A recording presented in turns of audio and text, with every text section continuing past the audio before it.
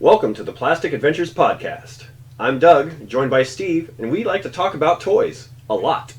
We're here to take you on a trip down memory lane, a fireside chat, if you will, about those little pieces of plastic that captured our hearts and imaginations. So join us on this plastic adventure, and let's talk toys. All right, welcome everybody to the Plastic Adventures Podcast. I am Steve, joined by Doug, out of Steve's toy room once again, soon to be Doug's. Yeah, maybe the next one. Maybe. So, some big news coming out of last week. We'll just go ahead and fire this thing up and start it up with a news segment. And I think that Doug has got some stuff that will blow your collective 7 or 8 minds that watch the show. Hey, we're up to 10. I counted today. Oh, we got 10 subscribers. Thank you, Plastic Adventures Toy Community on Facebook. Shameless plug, yes. Plug it again. All right. I've been recruiting. Let's see. For news, first off, I'm not normally a Marvels guy, but Marvel Legends, I saw some really cool news coming out about the 3 action figures that are coming out for that. Jubilee, Mr. Sinister, and Wolverine. Very cool. Very cool figures. Like I said, I don't normally collect Marvel, but when I saw this Wolverine, I was like, heck yeah, he looks just like the cartoon. I mean, pretty much a spitting image of what's in the cartoon. And it looks like he comes with alternate hands, so you can take his hands off and he doesn't have to always have his claws out, which is something I always liked. And so, looked really cool. Well, I got a question, though. Does he come with claws that can't hurt or scratch anything? Because that's how the cartoon was. Does he have any claws that don't do anything? I don't know.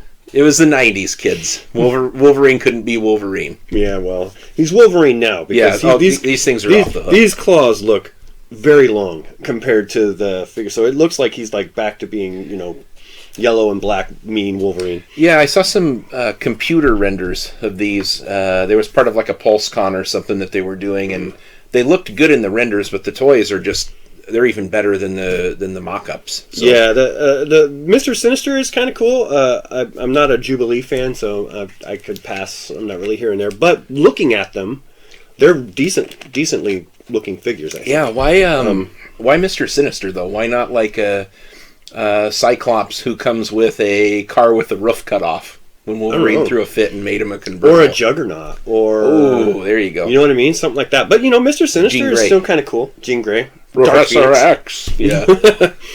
But, so anyway, there's some Marvel Legends going to be hitting the shelves. Who knows when they'll get to the eastern Washington side. But, something to look forward to. Something else in the news. So this was a big one. We knew it was coming. Yeah, we knew it was coming. Hasbro is again upping their prices on all of their action figures and play sets again. So they didn't say exactly what that's going to be, what that price hike is going to be, but I'm going to bet it's going to be like your action figures are going to be $1.50 more, probably. Yeah, I think probably about a 5%. At least in the business that I'm in, freight, it's all about the shipping cost in those containers. And in my business, we just took on another 5% increase, and that is all due to transportation, not actual cost of goods.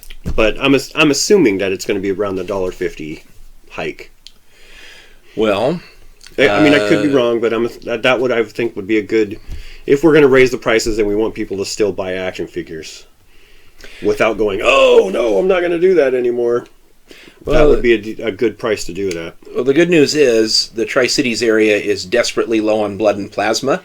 So you start donating now, get your $40 a pop for 3 hours or whatever that takes, and you can afford like one more Transformer this summer. Give blood, people. Blood shortage. Yeah. Blood helps saves a life. All right. So unless you're gross, then give your blood anyways, as long as it's clean. Giving blood for plastic. Oh my God! Nobody with a bald head can donate blood. I don't want what he's got. I want to keep my hair. I know. Okay, so more news coming out of Hasbro. They have said that Star Wars is still going to be produced. There's some new retro coming out. Apparently, I did not see what those were. I don't think they showed them, but there are some retro coming in 2022. Some new ones. But the biggest thing was that they are going to start, we will start seeing some 6-inch Indiana Jones. Yeah. Yep. Official Hasbro 6-inch Indiana Jones. So when I thought I had seen what my 6-inch collection is going to be, and I'm like, Transformers and Star. Nope, here comes Indiana Jones. Damn, I didn't know I needed that, but now I do. The positive side to any potentially awful movie, if it's a tentpole franchise like Indiana Jones, if it's Ninja Turtles, something cool will come for the collectors. I know that there's not a lot of faith in this new indie movie, and there's a bunch of weird rumors about it. I won't do any spoilers. Harrison Ford's in it. No, really? Yeah, thank goodness. But, even if the movie's terrible, the supporting line is going to have some cool stuff. Yep. And looking at the sculpting standards now for Marvel Legends and some of the stuff that they're doing with 3D scans of people's faces. Like with Star Wars Black Series. Yeah, Black Series. I think we're going to have some hella awesome Indiana Jones figures coming out. Can you imagine just like a 6-inch Indy with his hat that can come off? Removable hat. Yeah. Gun that can go in the holster. Yep. And a whip you can curl up. And about 8 of them on the shelf for me to buy and hoard. We just, we're simple people. We know what we like. We see an indie, we buy it. It doesn't take much. Just 3D scanned and painted face, highly articulated paint washing apps, gun and holster, etc., etc. Oh, and no Shia LaBeouf. No monkeys, and no what's her name, the Russian. What was the actress name? Kate Blanchett. No, not Kate Blanchett. The other Kate. That's who that was. It wasn't Kate Blanchett. What? Was it Kate Blanchett? Oh, shit. If Kate Blanchett, if you're one of our 10 subscribers, I'm sorry. I'm pretty sure it was you in Kingdom of the No, it probably Crystal Skull. was her, and I'm just really, it just wasn't enough to be memorable. I just remember she had a horrible Russian accent. Yeah, and she had some stupid name like Smirnov or something. It was just like some horrible... So the most standout person in that whole movie was the big Russian guy that fought Indy in the ant pile. But then ants picked up like a 300-pound dude and sucked him into an ant pile. You got to be freaking kidding me. But up until that moment, he was a pretty cool fighter. Him and Indy duking it out. I mean, granted, Indy was what at that time?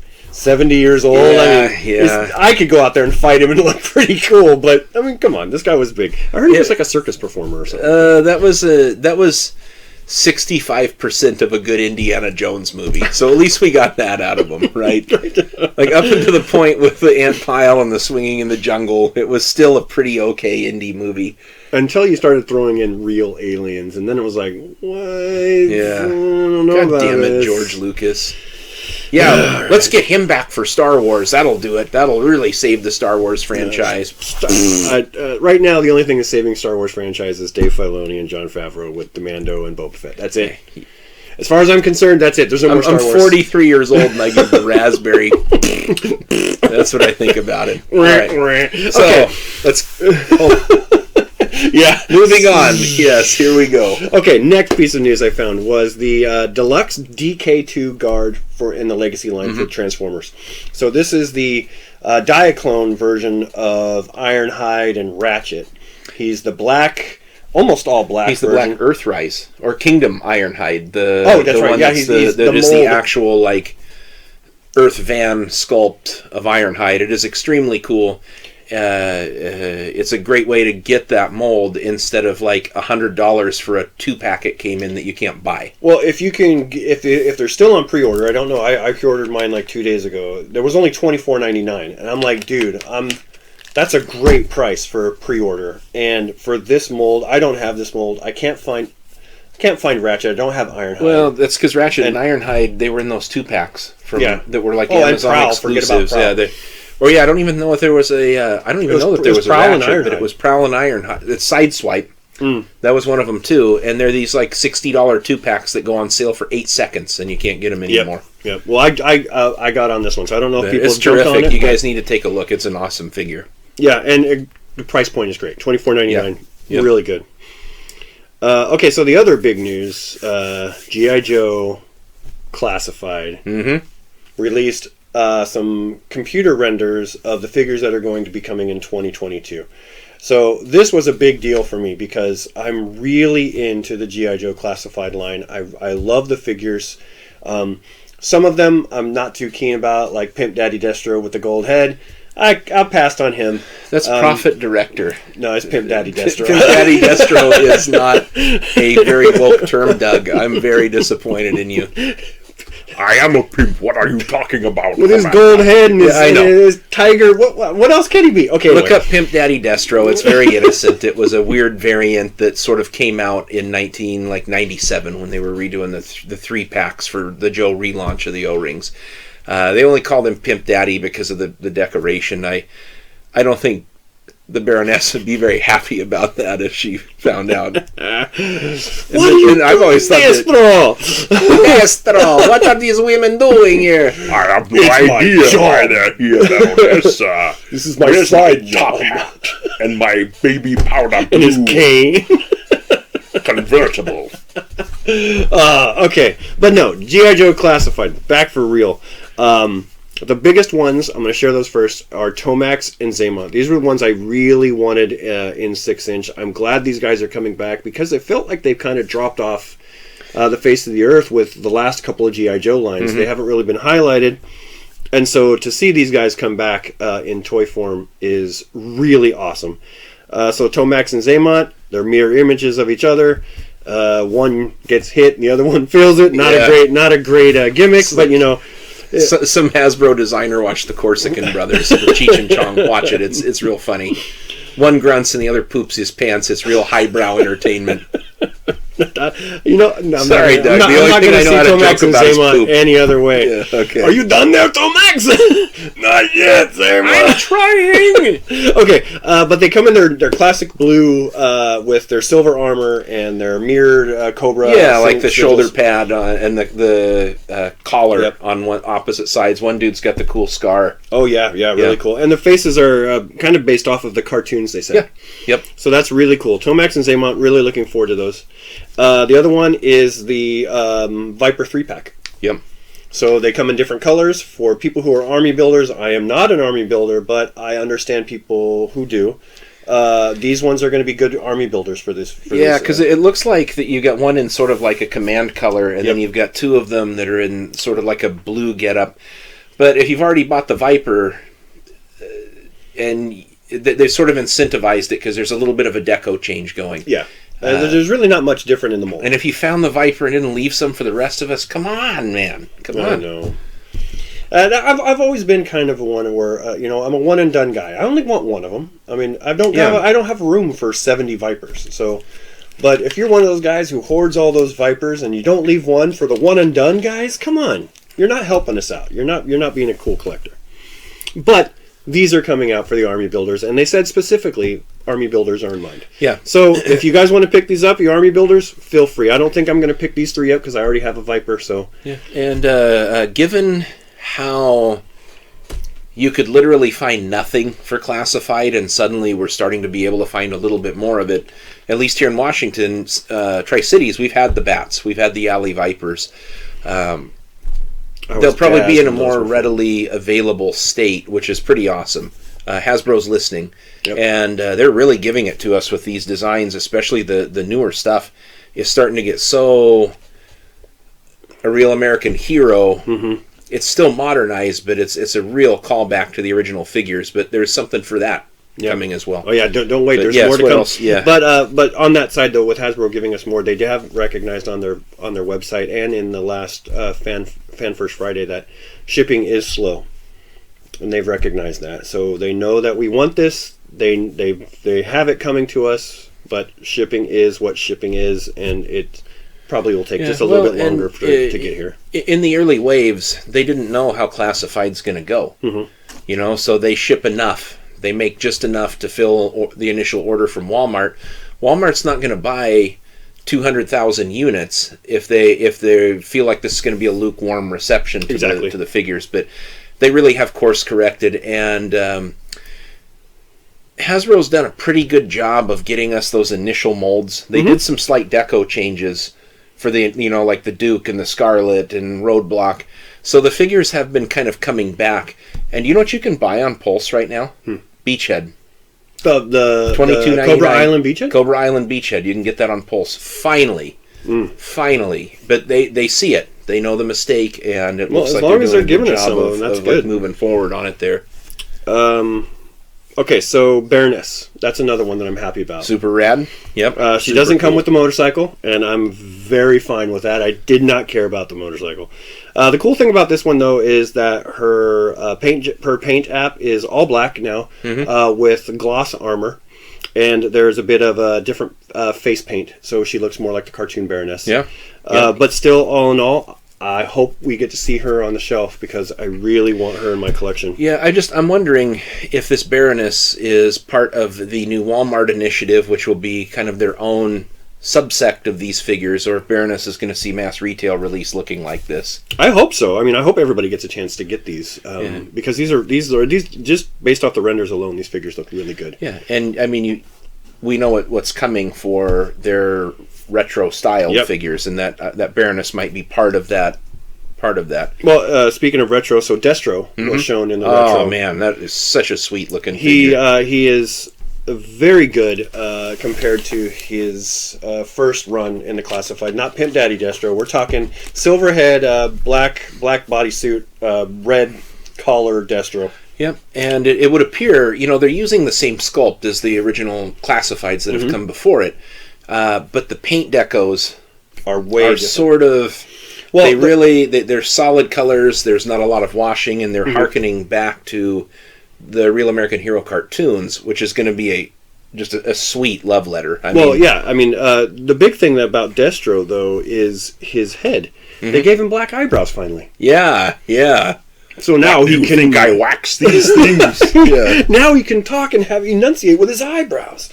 So, I mean, I don't know why that's a big thing, but, damn it, Destro has eyebrows now. I'm happy about it. Destro had these funky eyebrows in the cartoon, so he's got them on the toy, and it's rad. It's totally rad. He looks really good, and I'm super excited to be seeing him. So, if he's on the shelf, might have to pick him up. If he doesn't come, I already have a Destro. I'll be okay, but... If he's available, we might have to grab him. Okay, so another one. The O-Ring G.I. Joe is continuing. Yep. And it's continuing in some really good ways. So I hope that we get to see these here in Eastern Washington. The 2-pack Cobra Officer, Cobra Trooper. And if you look at them, they look very good. They look just like the ones from the old days. The paint is a little bit cleaner. Yeah. Right? It's a little bit more crisp. But they're almost exactly the same as the Trooper. I mean, right down to the details. It's really not a secret that the original O-Ring Joes, they kind of looked a little derpy, some of the faces. Back in the day. You're a sculptor in 1981 creating this, so I forgive you back then. But the very, very moderate changes that have been done to these molds are unnoticeable. You look at this, and this is like literally that toy that you got to hold in your hand back in 82 and 83. Yeah.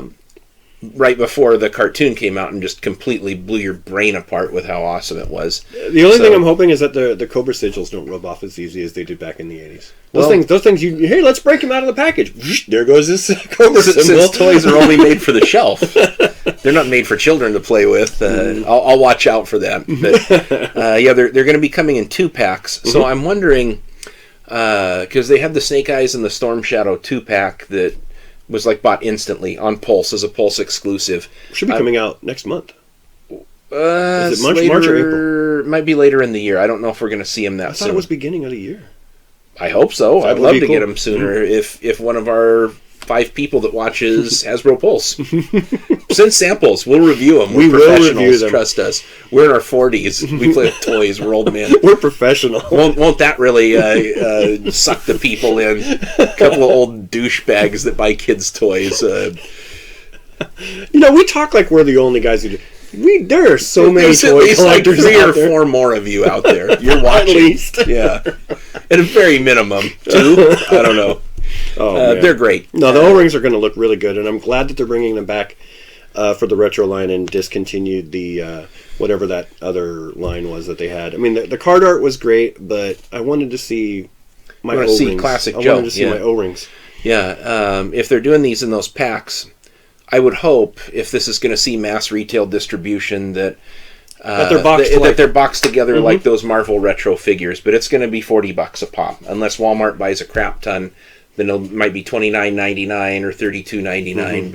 But in today's money, the way things are going, niche product, And the rising prices. They're $20 a pop. But the Cobra Officer and Cobra Trooper pack is just phenomenal. Well, yeah. They're so good. And then there's the other 2-pack that's coming along with it. Oh, my God. There's another one you've got to buy. Yep. Battle Mask Cobra Commander. Yep. Which is really cool. That's the first Cobra Commander we got. And we are getting a Duke, complete with that, like, cheese dick smile and the suspect-shaped head sculpt. But they're done in the Sunbow colors and the Sunbow deck. They are, yeah. It's like deep, like a yellow or khaki, and they're in this like cartoon color style, and they're great. They look really good. It's the one. So Duke it looks really good, but it's the one that blows me away is the Cobra Commander. Yeah, because he's done with more than just blue and black. Yeah. He now has silver. He now has light blue. He now has an actual belt buckle that looks like a belt buckle. On the helmet looks has to a be stripe too. on the helmet. Yeah. So he looks really good. And for people who, for some reason, he's blown back up in popularity online lately. That Cobra Commander with the battle mask is $100 all day long, and that's not even like top condition. I don't know why. But he's for some reason he's gone back up in price again, yep. and that we're not talking like Mickey Mouse Cobra Commander. We're talking don't try to buy that. Standard Cobra Commander came right off. That's what we're talking. He's crazy expensive. I don't know why. And I'm wondering if these figures are going to come, since they're cartoon inspired colors. I wonder if they're going to come with like the cartoon inspired weapons. Maybe Cobra Commander has that weird rounded pistol that kind of tapers down to the end. Maybe Duke actually gets the cool standard issue Joe rifle rather than the stalker rifle. Which they have. So they should just give that to So if this is a one-off, because these figures, all the other O-rings so far are to the numbers original figures. Mm-hmm. These are a deviation with colors, so that could mean that these figures are also coming in a standard color release too, but I either way, have to have them. Either way, I mean, even if these are the only Duke and Cobra that are released for the O-rings, phenomenal. They look great. Yeah. They look really good. Yep, no complaints. So I'm happy with the O-rings, and I'm happy the way we're doing that. Yeah. The other retro idea is, which we touched on with Destro, is the retro 6-inch figures that are coming out. So we have Lady J, we have Gung-Ho, and I don't think Stalker is not done in the retro, but definitely Gung-Ho. No, I think Lady Stalker J. is a regular classified release. Yeah, and he's got cool all new as hell. molds. Cool. But before we talk about him, so Lady J and Gung-Ho. So they're done again in the Sunbow cartoon colors. Mm-hmm. They look just kind of like they did on the cartoon. Lady J has her hat. And they've done a repaint of her face, so she doesn't look so odd. Didn't wear the hat in the cartoon, though. No, but if it's like the classified, she'll have a hat that comes off. It'll come off, and you can put her pixie cut thing on there. Yeah. So, either way, I already have Lady J, like I said, for Destro, so if we see her, it'll be a decision on the spot on whether or not I'll pick her up. Same thing with Gung-Ho, although I do like his colors. His colors are way better. His colors are way better, and his tattoo on his chest is bigger than the other one, which is like, that was the big selling point for Gung-Ho, the big USMC tattoo on his chest. That hat and that get-up is a little... Yeah, I know. But he does look very much so like the toy, like the 3-inch that toy. mustache deco is more of like the traditional like creeper stash that everybody in the 80s had, rather than the let me tell you something, brother handlebar that the new figure has, that Fu Manchu thing. Yeah. But even though he does come in these colors, I do kind of like the first version of him for the classified line, which is a little bit outdated, muted colors. He looked like a badass. Actually, he kind of fit that new wave, like the new kind of Duke and the new kind of Scarlet. Yeah, they were sort of like future modern. And they were good ones to start the line off of. These are going to be we are anticipating that they're going to be just like some of these Star Wars Black Series releases, which come on the vintage style card. So seeing these figures, these decos on that vintage style card is going to give you the feels. But you're going to get like this hyper-articulated, modern sculpted, super awesome G.I. Joe classified figure. Yep. Still cool in his own regard, but like I said, it'll have to be one of those. If they're on the shelf, it'll be, do I really want to get that? I mean, I already have one, so it'll be one of those things for me. Yep. But Stalker, however, on the other hand, will not be. He will be a grab as soon as you see him. Buy on spot. Yes, because he's an all-new mold, as far as I know. That's what they say. They're giving him this cool, like jungly kind of scarf looking thing that kind of goes around him. Yeah, I thought it was almost like a ghillie suit-esque sort of thing that's sorta on there, but it's not as bulky or anything. And his face, I mean, Lonzo, I mean, Yeah. Wilkins, I mean, come on. That's his face. I mean, Stalker was always one of my favorites, and I feel like, just kind of like Tomax and Zeman, he kind of dropped off. Shortchanged, because they've had so many changes in G.I. Joe. Every single time they reboot Joe or they go movie or something, aside from Snake Eyes, only core characters hit.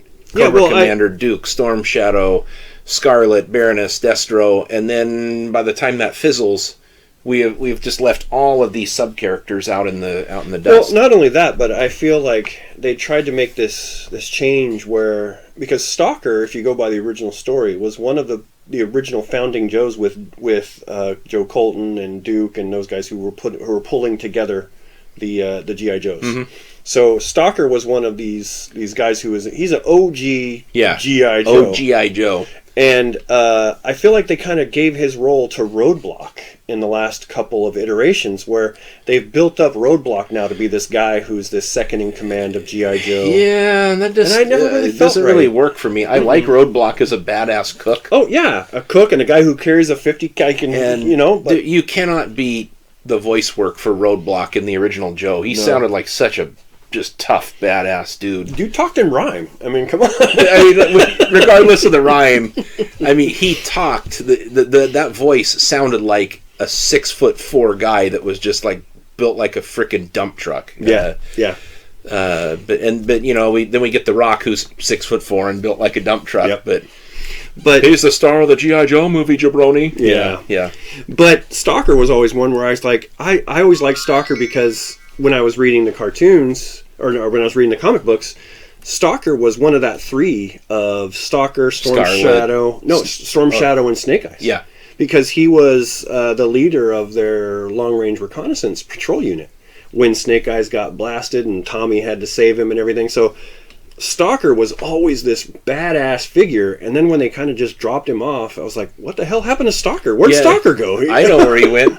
He went into the Arctic with a boat because Stalker version 2 is like green camo, white highlights, and like a white snow canoe. Yeah, with a huge machine gun on a canoe. But don't worry, he had like that I forget what they call him, that outrigger thing on the canoe on the side, stabilizes it so that you could put the 50 cal on the canoe. But hey, everybody bought that toy because it came with all these accessories. It was a cool looking toy.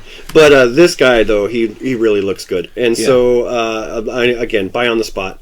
And the last thing I wanted to share before we get into Steve, this is a long news segment. It is. Is I didn't know about this. Steve may have known about this, but Anti-Eternia He-Man is being released in the Masters of the Universe Origins wave. I did not know that. I knew that the Horde Trooper was, and I knew some of the other ones that they released about.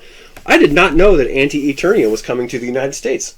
Yeah, because he was a German. He was a German. Toy, it's one of these like long fan-loved things. So I can probably explain this pretty quickly, right? Like Masters of the Universe, popular in the 80s. Tons of kids fell in love with it, but Masters sort of went way, way, way dormant post like 88, 87 movie, Last of the Line. We missed out, and some of the toys went Euro exclusive, like Laser Power He-Man, Laser Light Skeletor. In a German, I want to say it was a book and tape set. Okay. There was an adventure where He-Man goes to Anti-Eternia, which is sort of like Mirror Universe Star Trek, but instead of putting a goatee on He-Man, he was like completely black with red highlights. It's a poppin' character. He looks pretty cool. Because of this complete lack of anything Motu to satisfy the fans, they dig deep, right? All of you lunatics out there, you buy every single like country variant for the figures. They damn near all look the same, man. But Anti-Eternia is a cool He-Man figure. It's going to be into the Origins line. They're also doing a Wundar, which is going to be a Mattel Creations exclusive. Probably about $20 for the figure, but he's coming with all the gear. So some of these sort of fringe characters that were never really a big deal, it's awesome seeing these guys get their due, get their time to shine. Wunderbed He-Man became a real He-Man character after the controversy. Anti-Eternia He-Man is a very neat figure, and you should go on and take a look at him. But, I mean, he's packed in with, like... the black accessories, the black power sword, the black shield. And he's in the Horde Trooper. He's in the Horde Trooper, which I absolutely is another one of those I just buy on site because I don't have a Horde Trooper. And those guys, if you try to buy an original, good luck trying to piece that bad boy together because those pieces are not cheap. No. That was not an easy thing to put together on that. So we find a Horde Trooper buy that guy on site because he looks and they really look cool. so much like the originals. It's almost as good as having a vintage figure, anyways. It is. But that was my news. Yes, so I will only bookend this. There's other kind of cool stuff to talk about. Okay, so really quickly, check your local Targets, check your toy shelves. Super 7 Reaction Joes are out there. We've got the Savage He-Man that's out there now, and we have got Triclops Revelations and Trapjaw Revelations following very closely. Groups in Seattle have been spotting all this stuff. So we'll show them as he's talking about them. So they're coming in show and tell. The one thing I wanted to touch on is Playmates coming late this year, bringing new Star Trek figures, 6-inch. They're going to base it on Discovery. Did I just hear a collective groan out there? I love Discovery. Yeah, I know. I love it. They got like 3 next generation characters: Riker, Data, and or Data. Oh my God! I can. If we had 11 subscribers, that 11th subscriber would be like, Data, Steve. Okay, Data. Sorry. And Captain Picard, Logan. Anyway, but the ones that I'm looking for are the Rathacon. Yes, it is Kirk and Spock in those really rad red uniforms. Yes. And we do get a con. Does he got the con moves? Does he have the? Yes, he has the prosthetic chest. They are not. This is not a myth. Those are his real moves. He had real. Those are his real chests. They don't move, man. Dude, we don't. All right, another segment. We're going to talk about Wrath of Khan only, and I will prove to you, beyond the shadow of a doubt, that those are Ricardo Montalban's pecs. You can't prove it by showing me a website that says it. I'm going to have more. There's video. Because I'm a personal trainer, okay? I know this. I'm going to prove it to him. But those toys. He's so wrong. Let's do show and tell before Doug chokes me. No. All right, okay, here we go. Do you want to go first? Are great. You go first. You have a lot of stuff to show there. Okay, so as Steve was talking about the reaction figures for G.I. Joe, these ones are starting to hit shelves here in the Tri-Cities. Found at Target in Kennewick. Yep, Storm Shadow and blue Snake Eyes. So the reason why he's blue... And my favorite. And Duke. And Duke. A very cool sculpt of Duke, by the way. Yeah, for a 5 POA figure. He's not the screaming no-face Duke, so anything's better than that. But the Snake Eyes specifically was never released in the United States in this color. He was only released in India. So this is a cool-looking figure. And Storm Shadow... Very Sunbow. That is rad. That is it. That's Storm Shadow. And you can't really see it here, but he has a backpack molded on his back so you can slide his swords and his bow into his backpack. And great, really crisp colors, too. Very, like, white ninja suit. And it's like, that is one of the very best reactions so far. I bought Duke because he's great, but also because... You're a Duke collector. It's Duke. I gotta buy him. Okay. Duke. That's cool. Okay, so here's the another one that was popping up in the Tri-Cities. Yep. He comes in a pack of R2-D2 and I think Boba Fett. I don't know if they're all three. This is single pack. These are single pack? Yeah, because there was like 20 on the shelf. So there must have been... Maybe there's 18, so like 3 cases they got. But either way, droids... really lame cartoon, but the packaging was actually kind of cool. And, if you didn't get a chance to get Droids figures when they were released, they're going to start releasing them now, which, I mean, with Star Wars Retro, that's a big thing. So expect to see probably more from this line.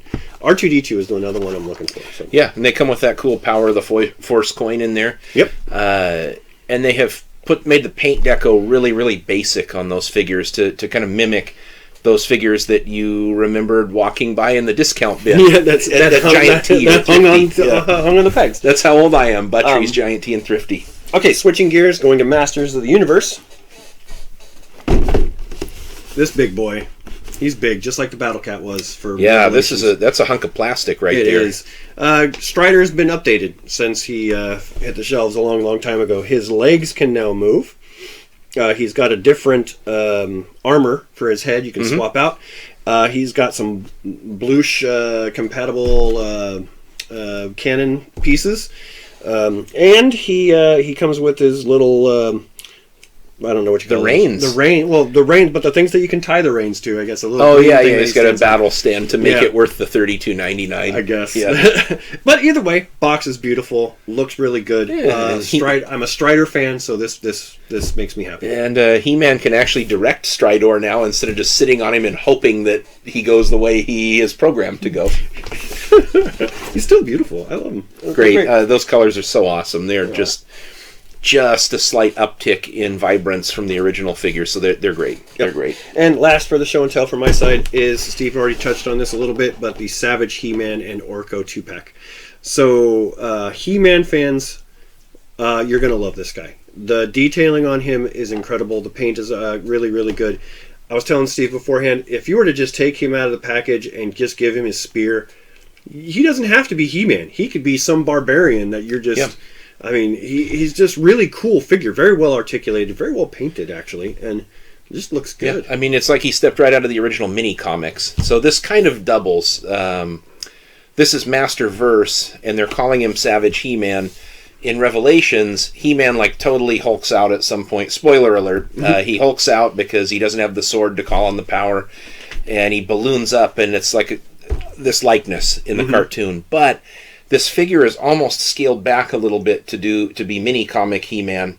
They didn't give him these cartoonish hyper anime. When he was part of the nomad barbarian tribes before he. Yeah, that very first one, and the goddess is like, "Hey, you want a power sword? You want to beat up Skeletor? Here's some weapons. here's a power harness, armor, and it's just these two straps." I'd be like, "What?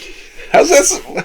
That I mean, give him a sword. That's here's an axe and this harness. It's a bandolier that's going to protect you from getting pierced by a weapon that makes as much sense as a chainmail bikini. Only that's hot. But when we were kids, we ate that. It is cool. We ate that up. It was cool, anyways. But still, a really cool 2-pack. We'll talk about Orko for a sec. Probably the best Orko I've seen ever. Yeah, I mean, there was Orko 2000, which actually looked kind of very cool. Yeah, but I think this Orko, I did not like his voice in Revelations, but his character arc actually was one of the more enjoyable ones for that entire cartoon. Yep. Even though he, spoiler alert, he did die. He came back, then he died again. Either way, he's magic. Nobody's dead until they need to spike the ratings. That's true. I'm sure not the last we've seen of Orko. But still, a very cool Orko indeed. So rounds out this 2-pack nicely. I'm very happy with it. Yep. I will share some of the cool stuff that I got. You ever have one of those days on eBay where you look at stuff and you want to get it, and it's just a little bit too much for what you want to spend, and for whatever reason you hit it on a Sunday at 11:15 in the morning, and you just get the best deal in the world? Well, this is the Gobot Power Suit. It was the character's referred to as Power Warrior. Essentially, in the cartoons, the Gobots strap on these power suits, and it allows them to combine with this central unit and make a giant, still lame robot in the cartoon. You can see that the Gobots fit inside of here, and it's so poorly designed because half the figures don't fit in these things, but this is an incredibly cool and solid piece, and I'm not in it very much, and I've got some replacement parts coming to get it nice and complete, but this thing came with 2 Gobots inside of it that weren't even on the auction. Nice. So freebies. It was really neat, but proportional for the time of the 80s, I mean, that's a big piece of Gobot. That thing's what, 14 inches or so in height. Yep. So this is actually a really cool toy. I've been wanting to put one in my collection for a long time, and finally I've got one. But the one that I'm actually super excited about was something else that I had seen from time to time at a toy show or on eBay, and they're always completely junked. They're always missing parts. And honestly, it's actually kind of a turd-looking figure when you look at the other stuff that was out of the line. But, True. But they're so overpriced for the junk that for the junk. I mean, it's like what happens. So if you look at Transformers in the 80s, the Transformers initial waves are super cool. Mm-hmm. And they started getting into the stuff that was now engineered by Hasbro or co-engineered with Takara. And, you ended up with like your Scourges and Cyclonuses and Transformers, or the stuff that was really misproportional or crappy. Mm-hmm. So this is like, you have this version, and you have, which was made for American consumption, and then you had the import version, which is much cooler. Much cooler. So what I've got, and again, I got parts coming for this guy too, but this is a Panache Place Voltron. And one of the things I love the most, and you can see, he's got a tiny little pea head there. It actually has canopies on these separate lions where the figures go into. Mm-hmm. And when I saw the spoiled kid across the street when I was a kid had one of these, I was so jealous. I've always wanted to get one. I couldn't get it at a good price. And one of them came up, and it just came with like this passel of accessories with it. I'm only missing a few things which are on the way, which were super cheap to acquire. So that gets to be part of my collection. Very, very rad figure. Super happy to have it, and all 8 or 10 of you can laugh at it for being such a gimpy looking toy. It is. I mean, compared to the other ones you say, but still, it's also one of the ones I've always wanted as a kid too. Yeah, and I'm not gonna lie. Yeah. Anything you can stick an action figure in, I'm sold. G.I. Joes fit in there. Yeah, but they're not the pilots. But yeah, no. I mean that's the scale. So this is a big 14-inch figure that essentially takes 4-inch toys. So you could just it had play patterns like the cartoon. Mm-hmm. The characters could get out and get into the lions, and it was just, even though it kind of aesthetically is not the most pleasing Voltron, that would be the Matchbox version. The execution is reasonable, and it's really neat. So I was just super excited and happy to get it, and didn't break the bank, but if you try to buy one like this, it will. Yeah. Not everybody's lucky like Steve. Steve stumbles on some pretty good stuff. So yeah, well, you know what? This world owes me a little something. I haven't shaved my head recently, and you can really see the bald spot back there. So I am owed. The Lord giveth and the Lord taketh away. We don't get to choose where he takes it away. Well, I was joking. We were up at my manager's meeting a couple of days this week, and there was a bunch of guys from the Seattle stores, and I kept telling them the wind was so strong it blew my hair off, and I think we at that point had drank enough beer where they believed it. So. Oh man! All right, so we went through news, we went through show and tell. Yeah. Really good segments all together. But I think it's time we move into the meat and potatoes of our show. Yeah, do a brand discussion. We're going to continue on. I think. Yeah. Yep. So we talked about we talked about G.I. Joe, we talked about Transformers.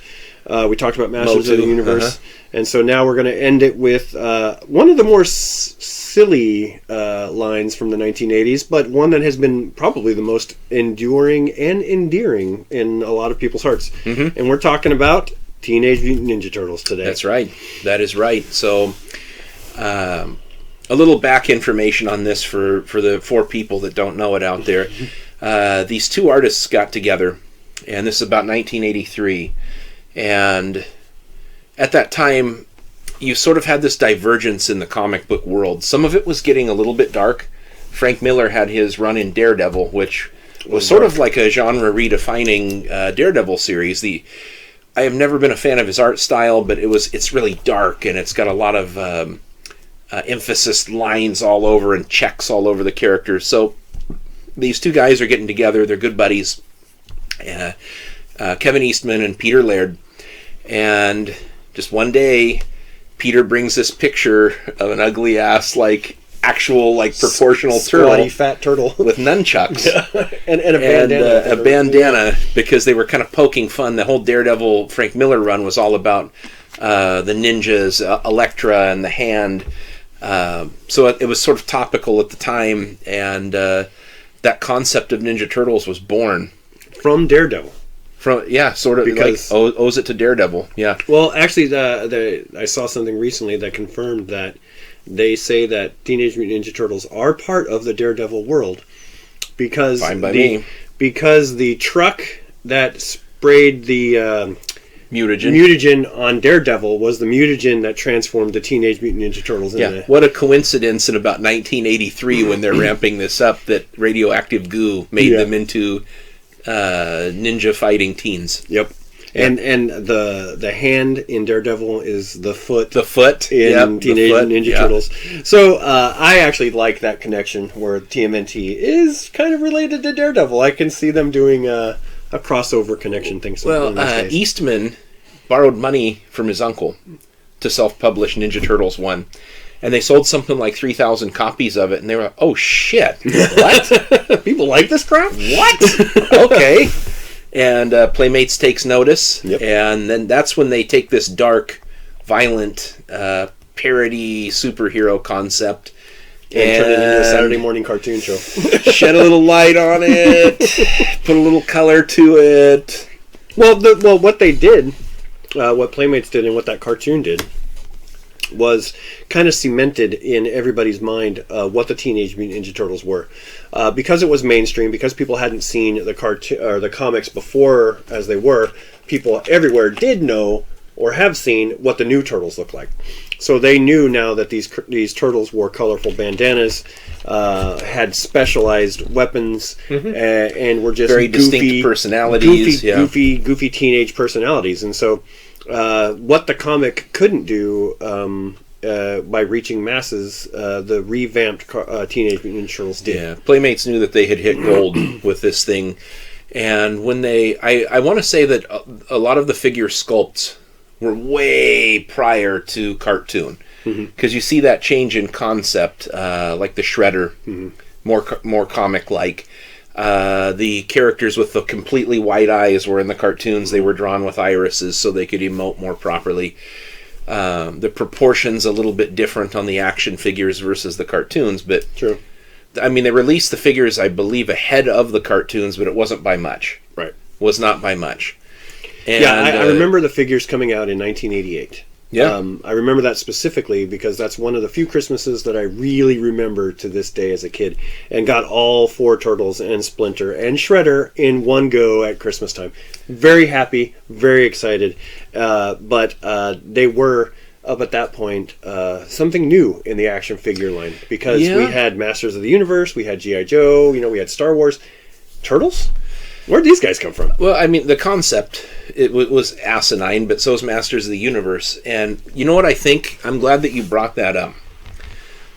Look at how brightly the characters are colored, and the varying types of colors that we got. Even in the first wave, you had the first couple waves, Bebop, Rocksteady, 4 Turtles, Splinter, Shredder.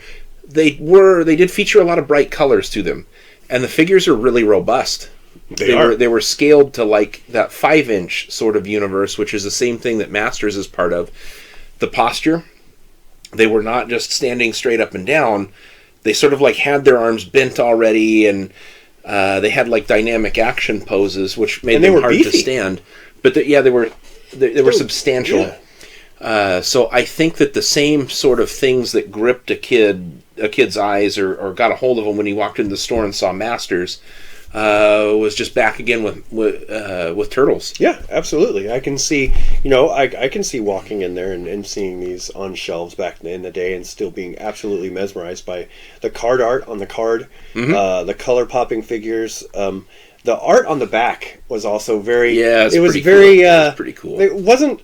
Well, it's like it didn't come across as finished as, say, G.I. Joe.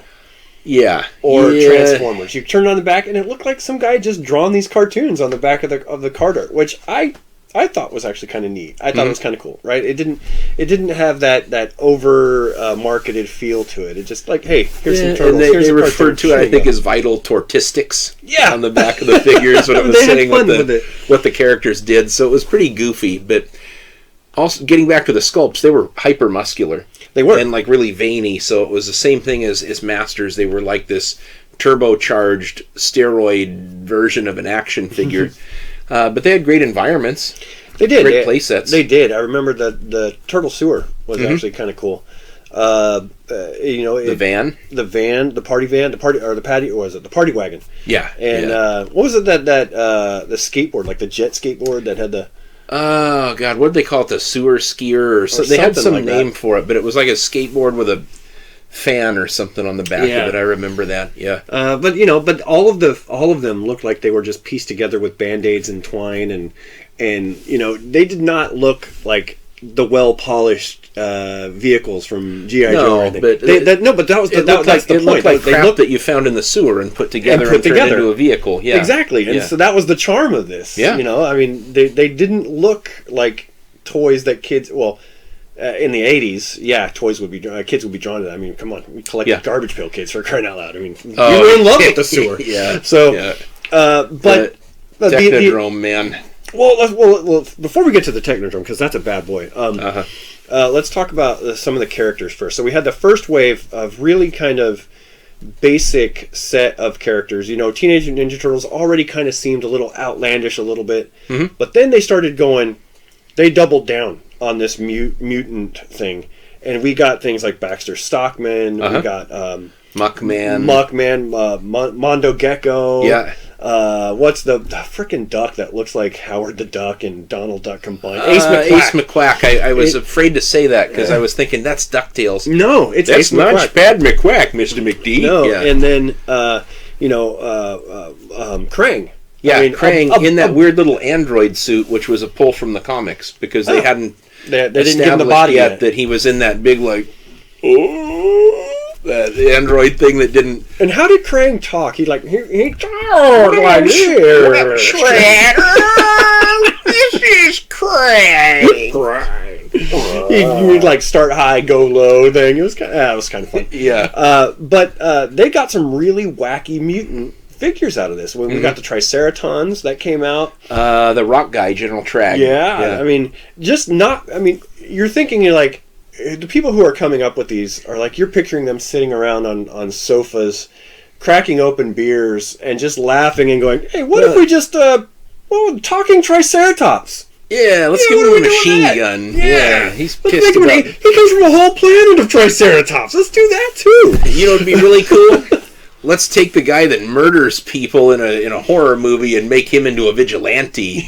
And my favorite, Casey Jones. Casey Jones, who's not a mutant, no, by the way. No, but he's just some like guy who played hockey and got his head bashed in and thought he could be a vigilante. Casey Jones is a cool ass figure. He's the Batman of the Teenage Mutant Ninja Turtles. Oh God, it's like if Batman had head trauma and ate paint chips as a kid. And had no money. Yeah, literally the Batman with his broken bats, yeah.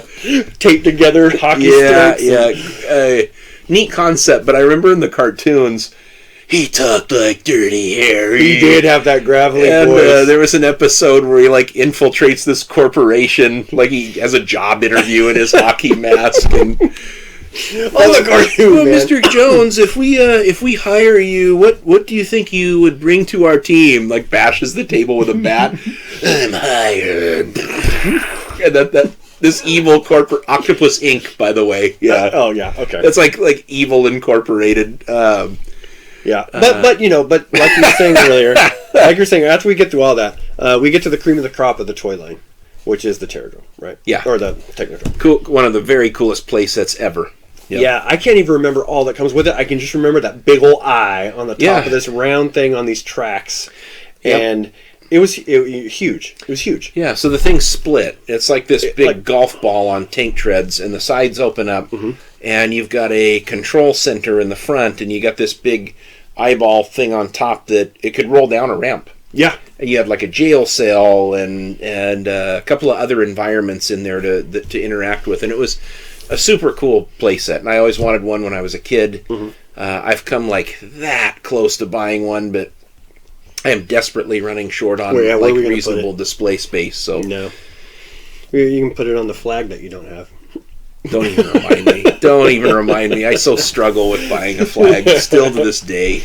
Oh, but so with the success of the Teenage Mutant Ninja Turtles toy line and comics and cartoon, invariably caught big Hollywood's eye, which brings us to one of my favorite toy to screen renditions next to Masters of the Universe, and that's the live action Teenage Mutant Ninja Turtles. Yep. Seeing that in 1990, if you were not already blown away by Teenage Mutant Ninja Turtles, this movie sold you and turned you into a Teenage Mutant Ninja Turtle fan. Yep. And we've gone on about that movie ad nauseum in the other toy movies, but it's so good. It's very good. It takes you just dark enough and still gives you the goofiness of the cartoons, and you just have some memorable performances from Elias Koteas as Casey Jones, and the voiceover work was top notch. Yeah, I mean, I still to this day don't think of any other Donatello other than Corey Feldman. No, it was that good. Yeah. But one of the I'm going to say one of the things that has probably made Ninja Turtles endure is the characters. Why did we love Star Wars? They didn't always get along. Luke, Han, and Leia, they bicker a little bit, and they're quirky, and they're not always on the same page with each other. It's the same thing that made Firefly such a great show. Mm-hmm. It's the same thing that makes all of the great shows such a great show, is when you get the right mix of characters. And give them a slight bit of contention in between. They're four brothers. And, who doesn't want to, kick the crap out of your brother one minute and then, go play baseball in the yard with him the next. Yeah. And you had these different personalities, and I think that's one of the things that makes it go. Because even today, when you look at Turtles, Leonardo is still the responsible leader who might not necessarily want it thrust on him, but he does what he needs to do because it's the right thing to do. Mm-hmm. You got Donatello, which is sort of like the logical backbone of the team, and he's pragmatic, and he's probably the most clear thinker of the entire group. And Michelangelo hiding his insecurities with his sense of humor, and Raphael, who is struggling to come to terms with the fact he'll never live a normal life ever. Mm-hmm. Their struggles, they're not killing their enemies, so the enemies will always be there, always coming back. And you've got a leader who wants to dial it back and, act in the traditional leader sense, when Raphael knows, being the Wolverine type character of the group, that you can end this suffering, but you're going to give up a piece of your soul to do it. Yep. So that mix of characters, and you've got the mentor, Splinter, and you got this, really cool characters like April and Casey to bounce off of. It is just such a well-engineered cast of characters. It wasn't just like Visionaries, like you have the red guy, the blue guy, and the yellow guy. Mm-hmm. And there's not really a lot of standout in those characters. So, all of the great franchises, they have these characters that people just are like, they gravitate towards them. And and when you look at the different iterations of a lot of the different toy lines, even with Teenage Mutant Ninja Turtles, some of the relationships or some of the characteristics on those characters have changed over time. Whereas with Teenage Mutant Ninja Turtles, you can pretty much identify Raph in any iteration that he's in. You can identify Leo by the way he acts. You can identify Mikey and Donnie. I mean, even if they're CGI down to cartoon or whatever, you can recognize those guys. Mm-hmm. You know who they are, and you know what they're going to be. And I think that's a really cool thing. And a lot of people, when they look at these, it brings up these memories of things of, I didn't have brothers necessarily. I had two older brothers who had already moved out by the time I was like 12. So my sister was gone, and so it was just me. I felt like I was an only kid, didn't really have any brothers. So to have Turtles acting as brothers would do, I mean, I love that. I think that's really cool. Kind of gives you that, the brothers I've never had. I feel like a fifth turtle. You can imagine it. I've had a turtle head before, but I never felt like a turtle. Other than that, would you be a turtle?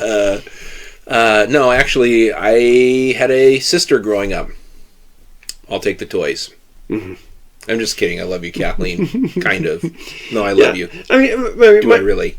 My brothers and sister can attest. They were gone. We didn't get to play like a lot of other brothers and sisters do. So I was growing up, felt like an only child because of that. So the toys helped me, cope along with that. So having the Teenage Mutant Ninja Turtles as a family unit was kind of a cool thing compared to what Star Wars and G.I. Joe had given us, where these were teams that were thrown together based on specialties or thrown together by circumstances.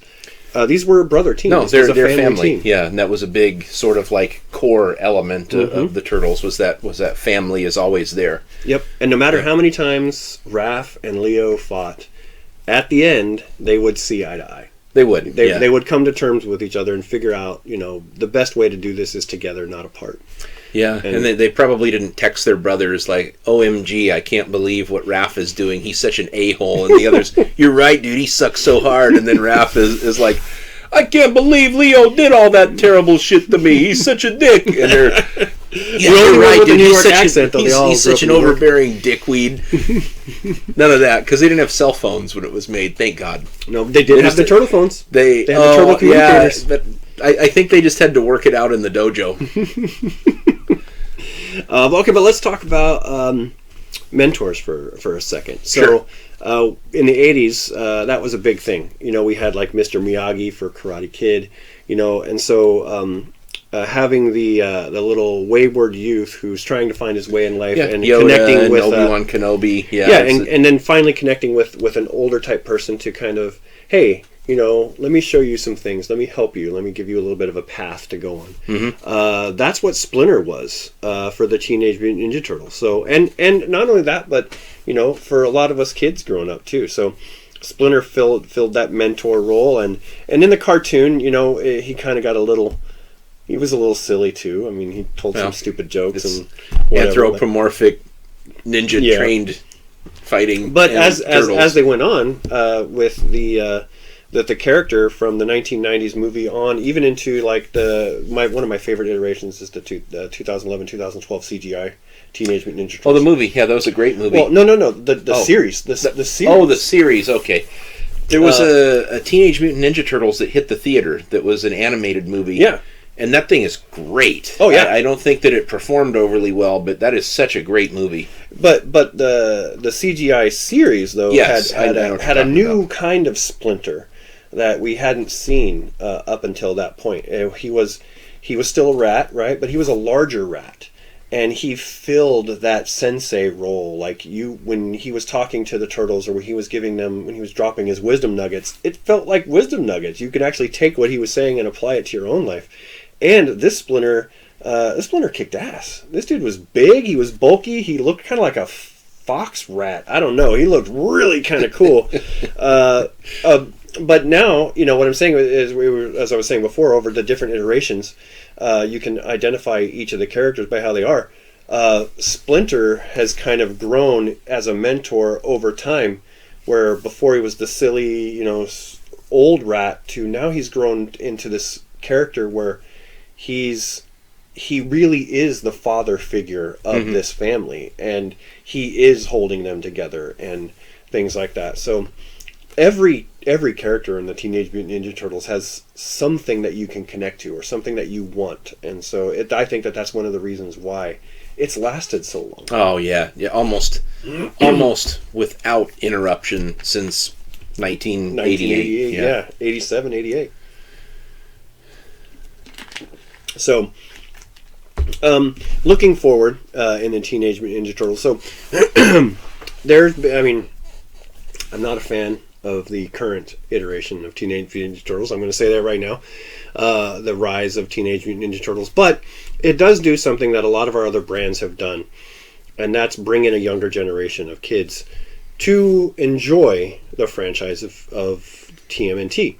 So even though there's some iterations of Transformers that I'm not too happy with, I'm still happy that they put it out there and that kids have connected to it in some way, which turns them on to the larger world of Transformers or Teenage Mutant Ninja Turtles. Inevitably, even if the movie is just a dumpster fire, even if the toys are junk, there is always something for the collectors. And there's the new Retro Turtles that you can find at Walmart still, surprisingly, but in very short supply. The reissues, basically.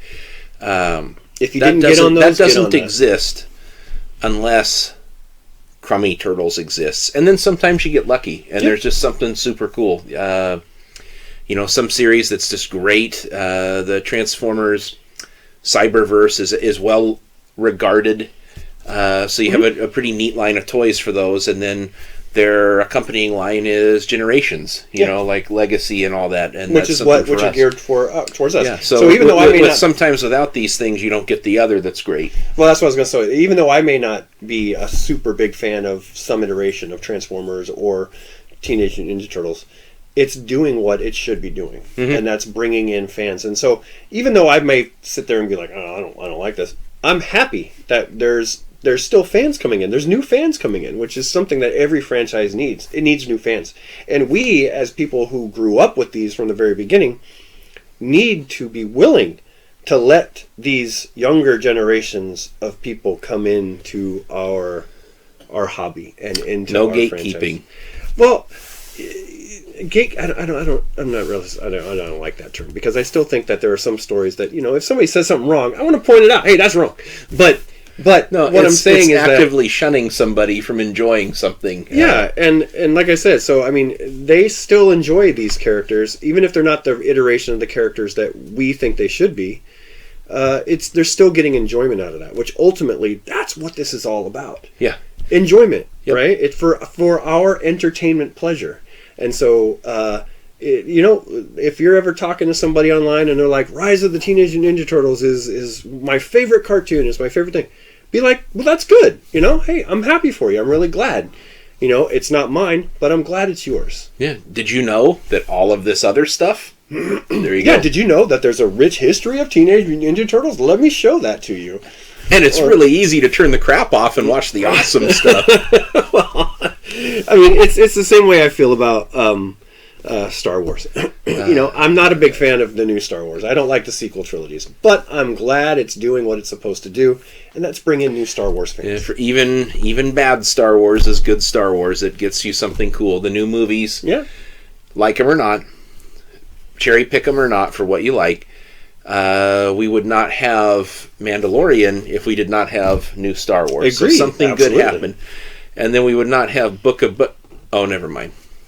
Did you watch the latest Book episode? of Boba Fett's okay. It's all right. The latest episode's pretty cool. I liked it. Yeah, me too. Robert Rodriguez is didn't get directing duties on this one, so the actors actually have to act. And there's tight shots and cohesion, so imagine that. It looked good. But anyway. Yeah, it's different. That's not Ninja Turtles. That's not Ninja Turtles. All right, so let's say, if you had to pick... Well, actually, I know what your answer is going to be, but I'll let you answer it. Out of all the myriad of Teenage Mutant Ninja Turtle characters, what's your one favorite? Well, Casey Jones, number one. I love Casey That's Jones. What I thought. But it's probably more because of the movie than it would be because of the cartoons. But his design is kind of neat. Which turtle do I like the best? I identify the most with Leonardo, obviously, because he is like the responsible leader role, and I gravitated to that when I was a kid, trying to find a moral compass, which is why, as you can see, hundreds of my moral compass on the back wall there. But Leonardo, favorite turtle. Casey Jones, favorite character. I like April O'Neil too. She's just this regular person that got swept into... She should be seen as the grounding point, the one normal thing that you can kind of glom onto when all of the crazy is happening around you. As a writer or a storyteller, they call that the entry point, right? She's the character that we can identify with, we can see, we recognize, we know. She's the one that brings us into this crazy world. So, but my character, I'm going to have to say. So, when I was a kid, my answer would have been Michelangelo. Right? Oh yeah, he's crazy. Everybody he's likes the party that guy. dude. He's whatever. I'm like, but as I get older, I turned into a Donatello. Hey, could be nothing wrong with that. I'm a quiet, reserved, pulled back kind of. Leave me alone in my den and let me do my work. He's probably capable of the most rational and well thought out course of actions to take. Leo might be a quick thinker and good on his feet and a moral compass, but Donatello is. He's their plan stable. guy. He's a rock. Well, he's think about it. He's their plan guy. When Leo's like, okay, this is our goal. How do I get there, Donnie? And pulls in Donnie. Well, I think if we had one of these, ask and me, if we had Leo? that- Well, because we unfortunately can't punch our way to 7-Eleven. Okay, we need somebody to dress up in a trench coat so no one will notice a turtle in a trench coat and go get us something. Yeah. Yeah, but one thing that they all had a great sense of humor. They all had different styles of sense of humor, but they were all funny. So saying, "Oh, I'm Mikey because I'm the funny one," no, that they were all funny in their own way. But Mikey was just the kind of silly, happy-go-lucky, just be the party guy. And as a kid, like I said, I would have identified more with Mikey. But growing up, I'd identify more with Donatello. Yeah, makes sense. Well, I'm certainly not Krang. Oh man. I liked Crane in the cartoons. I didn't like him in the Michael Bay I didn't like the Michael Bay, so I mean, there's that. So even though the Michael Bay movies were kind of garbage, they did do a good job of keeping the Turtles. They didn't look like the Turtles, but they still acted like the Turtles. They were still Great. Donnie was the leader, Raph was the hothead, Mikey was the party guy, Donnie was the intelligent one, and they didn't stray from that. So I'm trying to find something good in this. Okay, man, though, I mean, you're picking through the whole turd for the corn. I mean, it's just. But I'm trying to say that, even there might be people out there who like this movie, and let them like that movie because they're still Turtle fans. That's fine. I will not gatekeep you. Go watch the Michael Bay movies and then turn to Real Turtles. Turn to Real Turtles. The 90s Turtle, which, by the way, is the best Turtle movie ever. Yeah, far and away. Yeah. All right, so what else do we want to talk about for Teenage Mutant Ninja Turtles? We talked about the toys. We talked about, they were huge blockbuster money-making toys. Very quickly. Great, huge franchise, awesome toys, awesome concept. What was not right with the toys? Flimsy weapons? Took them off the screws weapons, and they all broke the same like right color away. Weapons. Yeah. It was kind of weird. So we did talk about they had their different kind of poses. Yeah. Some of them came in some really weird, wonky poses that the characters would not stand upright, or they couldn't hold their weapon the way that they were designed or supposed to be designed. Yeah, hardly hold because a their bow arm staff. was weird, or something. So I think there could have been a little bit more design that went into the original action figures, particularly Shredder. Because he looked like he had diarrhea and had to hold it in, and his legs were crouched over, and his weird arms. And... it's funny that you bring that up. The reason that he was hunched over is because the original designer of that toy wanted to make like a 6.5-inch tall imposing figure, and for the sake of packaging and size, the only way that they could get that sort of mass into this figure was to hunch him over. But he had one arm way back here. Yeah, that's what I'm saying. He had one arm that was one hand like this, and his legs started out funny, and his other leg didn't. So he never stood up. You could only stand up Shredder if he was leaning on something. Mm-hmm. That was really and he had the weird hand like this that held his sword. He couldn't hold a sword, and the other hand was way back here. It was like a scary movie. Grab my strong hand. The guy with the little hand. That's kind of what it felt like. Take my strong hand. That guy. It was decisions made to still try and make him look big and intimidating, but instead they made one of the wonkiest figures ever. Yeah. But very few things to complain about. Yeah, but if we want to talk about best figures, some that I didn't talk about were ones like Metalhead, or one of my favorite things to ever come out of this was the offshoot from Teenage Mutant Ninja Turtles, Usagi Yojimbo. Oh, yeah, that's a great figure. Who doesn't like a samurai bunny? Dude, that is so cool. So in the alternate reality where Usagi Yojimbo comes from, everybody in the world is an animal of some type. And it's based heavily on the Ronin Japanese samurai. And you think looking at this, this is just silly. It's this little rabbit. The stories were legit cool. They were good. There might be a little callback to Akira Kurosawa with that name. Yojimbo is actually one of the coolest movies I've seen. I love that movie. Old black and white movie, and it's put together great. And they inspired George Lucas. Right, there was and it was samurai. A Ronin that wandered into town. Yep. So when you're looking at that, going, it's just a rabbit. Thing based cool off. Figure. But the story that goes behind that, the offshoot story behind Usagi Yojimbo is really good. And it falls in line with what the original feel of what the Teenage Mutant Ninja Turtles were, the dark, gritty kind of stories, and that's where he exists. Yeah, in that a great figure too. I just bagged on him because of the accessories, but the Turtles did actually feature something that we probably always wanted in action figures: places to put the weapons. Actual sheaths. Yeah, you could put the weapons. So that was very cool. It was nice to have that. They had this web gear that had little slots for the stuff to go down in. So that was pretty cool. I will say that.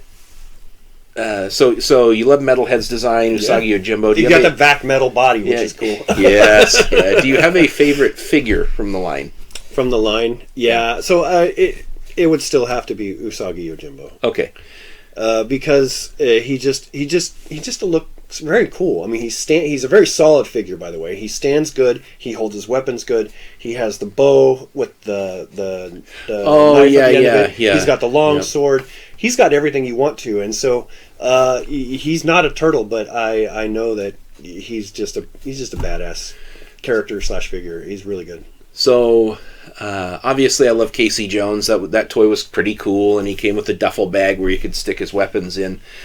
They actually had, just after the launch of the original figures, they started doing some like gimmicked versions of the figures. They did. Wind-up action features and different things that they could do. Like a spring inside, you'd crunch the figure over, set it down, and then the spring would pop and they'd do a backflip. My favorite are the storage shell turtles. The ones where they can fold inside their shell? Nope. No? They look just like a regular Ninja Turtle, but now their belts are colored the same way. Like Raphael had like a red belt, red gear, but their shells hinged open. And on the inside, you could put all of their little weapons, like the fist daggers and the stars and the comma and everything else. The shells opened up, and you could actually store inside of there. I mean, why the hell not? These toys had a big hollow body anyways. Yeah. So I do love the original figures, but for some reason, man, those storage shell turtles are like my absolute favorite. They're very turtles. cool. I mean, you don't like the ones where their body parts fold into the shell? I did not Did like you see those? the Transformers they look turtles. So fat. Like so their awful. legs are stubby and their arms are so they could fit awful. inside the shell. Oh my god! I mean, they're not like Marvel crossover to Transformers Punisher gun wiener awful, but that guy. You know what I'm talking about. Oh, that figure. Who looked at that and went, you know what? That's good. Put that on shelves. Look it up. Punisher gun wiener. There was a real transforming Punisher figure that converted into a gun. That's stupid, but a robot that does that is cool. That was one of the biggest toy boobars of all time, I think. That one was no bueno. That was a horrible toy and not a good idea. His new name should be like Frank Hardcastle or something like that. It's a horrible toy. Oh my gosh. So these mutating turtles were equally as crap. Yes. And they had them for Bebop and Rocksteady where they were like their regular street punk selves, and you could flip the hands out and flip the heads and turn them into the rhino and the whatever wild boar or whatever Bebop is supposed to be. But yeah, hey, they can't all be winners, kids. No, they can't be. But they did have something another cool that brings me to real quick is the I love mechs and robots. And Teenage Mutant Ninja Turtles came out with a set of 4 mech suit Teenage Mutant Ninja Turtles. Yeah. And they looked really cool. Each one was designed after each turtle. But when you would flip open the little nose cockpit, you had a little tiny turtle in there that looked just like the 5-inch turtle. Yeah. So those were really remarkable and a great idea. Again, like I said, anything that was miniaturized and I could shove in my pocket, I was sold. Yeah. Okay. So. Well, did we cover the bases? I think we covered the bases. I think we did good on Teenage Mutant Ninja Turtles. So, I mean, I think that this concludes our brand discussions for Transformers, G.I. Joe, Masters, and then Teenage Mutant Ninja Turtles. Yeah, I got a fun one for next time. That'll have you pulling your hair out. Right on. It's fun, but it'll be challenging. So, look for us in the future. We're going to be starting to do live broadcasts instead of recorded ones and then uploaded later. So we'll start putting out when we're going to be doing those. And hopefully maybe we can get 1 or 2 viewers that aren't our mom who might be able to drop in a comment or 2 and maybe give us a like. Yeah, we are on Facebook. You know that new thing, Facebook, that just came out? Plastic Adventures Toy Community. Come check it out. It's an open group. I like having a good community of people where we can share sightings, sale posts, whatever. Yep. A lot of these videos will be posted there to see. So Plastic Adventures Toy Community on Facebook, and I don't know how the Instagram is going. We have an Instagram. Dude, we're old. We're and that's in our 40s, about it. man. That's about it. Yeah. I might start posting stuff on it. All right. All right, but we promise we're getting there, folks. We are getting there, and I'm having fun doing this, so I'm really looking forward to doing the live ones with you. Yeah, it's going to be a blast, man. So, guess that's it. That's it. See you in the toy aisles.